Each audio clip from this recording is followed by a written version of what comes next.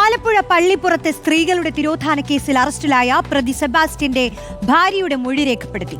Kottayam crime branch ഓഫീസറുടെ മൊഴിയെടുപ്പ് 6 മണിക്കൂറിലധികം നീണ്ടു.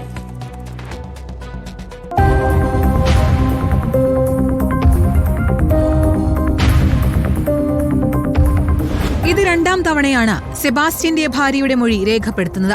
Sebastian അറസ്റ്റിലായതിനു പിന്നാലെ വീട്ടിൽ വെച്ച് പ്രാഥമിക മൊഴി രേഖപ്പെടുത്തിയിരുന്നു. അതിനു പിന്നാലെയാണ് ക്രൈംബ്രാഞ്ച് ഓഫീസിലേക്ക് വിളിച്ചുവരുത്തി വിശദമായ മൊഴി രേഖപ്പെടുത്തിയത്.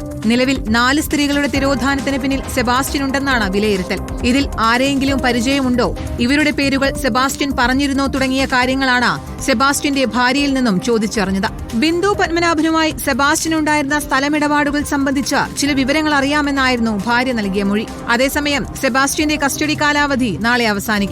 അതിനു മുൻപായി സെബാസ്റ്റ്യൻ ജൈനമ്മയുടെ ഫോണുമായി പോകുന്ന CCTV ലഭിച്ച ഈരാറ്റുപേട്ടയിലെത്തി തെളിവെടുപ്പ് നടത്തിയേക്കും. സെബാസ്റ്റ്യനെ വീണ്ടും കസ്റ്റഡിയിൽ ആവശ്യപ്പെടാനും ക്രൈംബ്രാഞ്ച് നീക്കമുണ്ട്.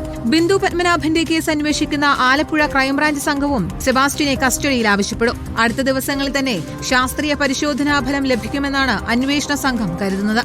റിപ്പോർട്ടർ, കോട്ടയം.